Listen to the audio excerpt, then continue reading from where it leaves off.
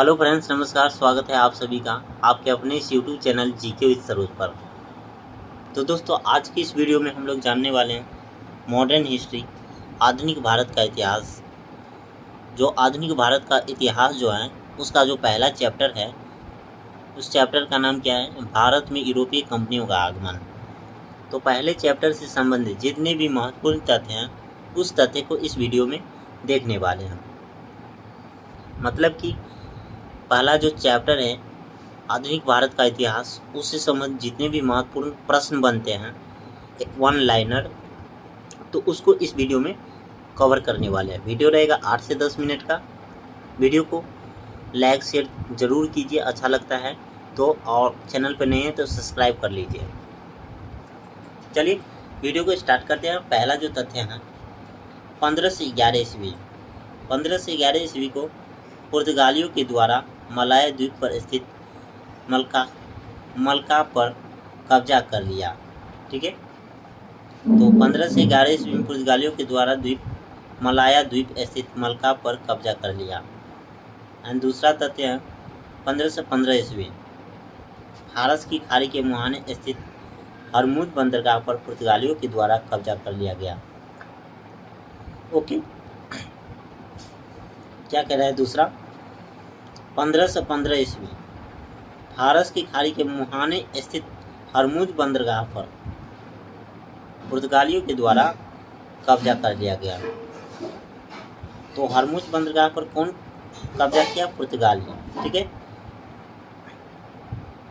15 से 30 ईस्वी उस वर्ष पुर्तगालियों के द्वारा गोवा की प्रशासनिक केंद्र स्थापित किया गया।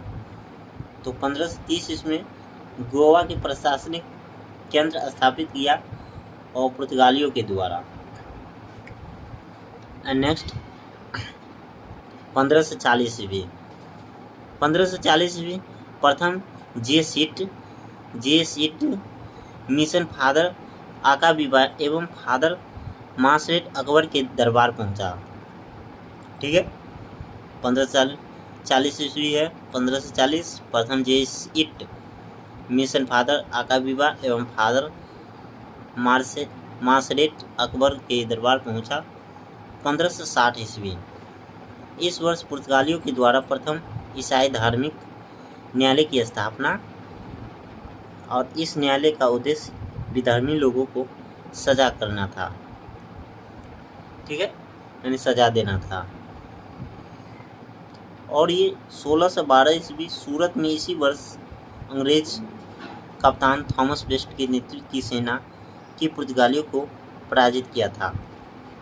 16 से 12 ईस्वी में सूरत की इस वर्ष कप्तान बेस्ट के नेतृत्व की सेना ने पुर्तगालियों को पराजित किया था। 15 से 80 ईस्वी इस वर्ष पुर्तगाल पर स्पेन का कब्जा हो गया, और यह प्रमुख कारण था पुर्तगाली शक्ति का भारत में पराजित होने का। तो भारत में पराजित होने का, पुर्तगाली का पराजित होने का जो शक्ति था यही था। ठीक है, फिर से एक बार देखिए, इस वर्ष पुर्तगाली पर स्पेन का कब्जा हो गया। ठीक है, पुर्तगाल पर 15 से 80 ईस्वी में जो है पुर्तगाल पर स्पेन कब्जा किया, और यह प्रमुख कारण था पुर्तगाली शक्ति का भारत में पराजित होना। ठीक है, यहीं से पराजित स्टार्ट हुआ। 15 से 76 ईस्वी डचों ने भारत आगमन के साथ दक्षिण एशिया के से पुर्तगाली को इस वर्ष तक बाहर कर दिया था। 16 से 13 ईस्वी उस वर्ष पुर्तगालियों ने सूरत में मुगल शासक के शाही जहाज लूट लिया, और जहांगीर इस घटना के पश्चात सूरत के मुगल गवर्नर को पुर्तगाली को दंडित करने का आदेश दिया था, और मुबारक खान ने अंग्रेजी नौसेना के कप्तान डॉल्टन की सहायता से पुर्तगालियों को समुद्रिक युद्ध में पराजित किया। ठीक है, तो दोस्तों अब आगे चलते हैं मुगल शासक एवं ईसाई धर्म। आइए अगला तथ्य है मुगल शासक एवं ईसाई धर्म से संबंधित। तो देखिए कुल 3 बार पुर्तगाली मिशनरीज को अकबर ने 100 निवेदन बुलाया था। कितने बार बुलाया था पुर्तगाली मिशनरीज को अकबर ने? 3 बार। तो यहाँ पर पहली बार जो बुलाया 28 फरवरी 1580 ईस्वी को पादरी रोडकल्फो एक्वाविवा तथा एंटोनियो मॉन्सरेट दरबार पहुँचे। ठीक है। तो दूसरा जो है दूसरी बार बुलाया 1590 ईस्वी में दरबार पहुँचे तथा तीसरी बार 1595 ईस्वी में तीसरा मिशन अकबर के दरबार में पहुंचा था। एंड अगला तथ्य है 1606 ईस्वी जहांगीर के कार्यकाल में विशाल चर्च को कॉलेजियम या पादरी आवास बनाए रखने की अनुमति दी गई थी। और 1608 ईस्वी में आगरा में एक दीक्षा स्थान आयोजित किया गया। नेक्स्ट तथ्य है इंग्लैंड के राजा जेम्स प्रथम का राजदूत कैप्टन हॉकिंस की जहांगीर के दरबार में 1608 ईस्वी में उपस्थित हुआ था। और हॉकिंस के विद्वानता से प्रसन्न होकर जहांगीर ने आर्मेनियाई ईसाई मुबारक शाह की बेटी से उसकी शादी करा दिया था। ठीक है। तो दोस्तों यह 1 लाइनर क्वेश्चन अच्छा लग रहा है तो वीडियो को लाइक शेयर ज़रूर कर दीजिए और चैनल पर नए हैं तो सब्सक्राइब कर लीजिए। अगला तथ्य है पुर्तगालियों ने मुगल शासन के विरुद्ध जाकर हुगली को बंगाल की खाड़ी में लूटपाट का अड्डा बना दिया था। ठीक है। तो हुगली को लूटपाट का अड्डा बनाया पुर्तगालियों ने। और नेक्स्ट है 1611 ईस्वी में स्थापित मुसलिमपट्टनम का कारखाना प्रथम अस्थायी कारखाना, क्योंकि कुछ राजनीतिक विरोध के कारण इनको बंद करना पड़ गया था। तदुपरांत 1613 ईस्वी सूरत में अंग्रेजों ने प्रथम अस्थायी कारखाना स्थापित किया था। ठीक है।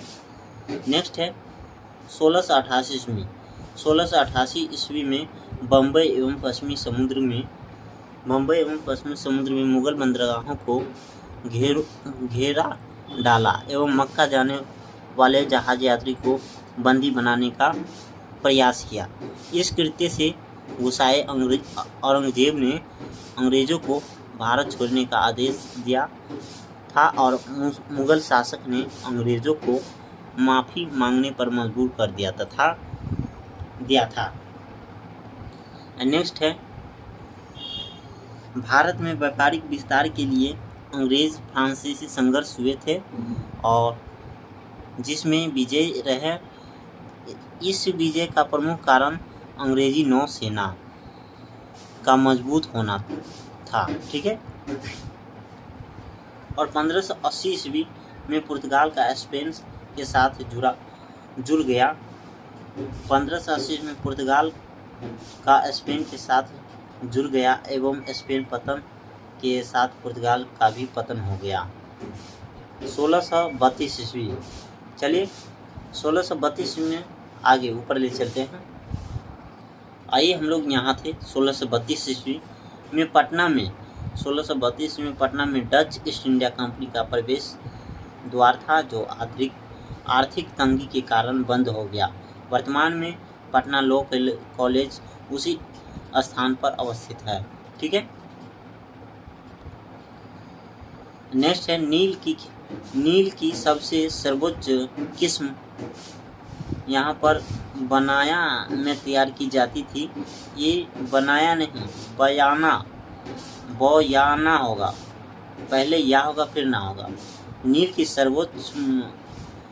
की सबसे सर्वोच्च किस्म बयाना में, यहाँ बयाना होगा, यहाँ मिस्टेक है टाइपिंग में। ठीक है। बनाया दिया है, बयाना में तैयार की जाती थी। ठीक है। एंड नेक्स्ट है यहाँ पर हो जाएगा विलियम हेजेज 1681 ईस्वी से 84 बंगाल का प्रथम चीफ एजेंट था। ठीक है, नेक्स्ट है आपका एशिया में मुक्त व्यापार करने वाले व्यापारी इंटरपोल कहलाते थे। ठीक है, एशिया में मुक्त व्यापार करने वाले व्यापारी क्या कहलाते हैं? इंटरपोल। फ्रांसीसी बस्तियों का वास्तविक संस्थापक फ्रांसीसी मार्टिन को माना जाता है। ओके, नेक्स्ट है फिजियोक्रेट मुक्त व्यापार करने के पक्षधर फ्रांसीसी फिजियोक्रेट कहलाए हैं। एंड यूरोप में भारत आए 1616 डेनिश कंपनी ने अपनी प्रथम फैक्ट्री 1620 ईस्वी में तंजौर के ट्रैक बार में तमिलनाडु में स्थापित किया था, जबकि दूसरी फैक्ट्री सीतारामपुर बंगाल में स्थापित किया था। और लास्ट है आज का इस चैप्टर का लास्ट तथ्य इम्पोर्टेंट वन लाइनर जो है, तो 1725 में डेनिश कंपनी अपना समस्त व्यापार अंग्रेजों ने बेच दिए एवं वापस चले गए। ठीक है, 1725 में डेनिश कंपनियां अपना समस्त व्यापार अंग्रेजों ने बेच दिए एवं वापस चले गए। ठीक है, मतलब डेनिश अंग्रेजों से अपना समस्त कंपनी बेच लिया और वापस चले गए। ठीक है, यहाँ पर आपका आज का होमवर्क है, कमेंट में बताना है आपको। ठीक है, कमेंट में क्या बताना है कि नील की सबसे सर्वोच्च किस्म यहाँ बयाना होगा में तैयार की जाती थी। बयाना किस राज्य में है? ठीक है, बयाना किस राज्य में है आपको बताना है। तो ये मतलब नील की सबसे सर्वोच्च गुणवत्ता वाला खेती जो होता है वह किस राज्य में है और ये बयाना किस राज्य में है। ठीक है, तो यही आज का होमवर्क है। चलिए मिलते हैं अगले वीडियो में। ठीक है, ऑब्जेक्टिव प्रश्न के साथ।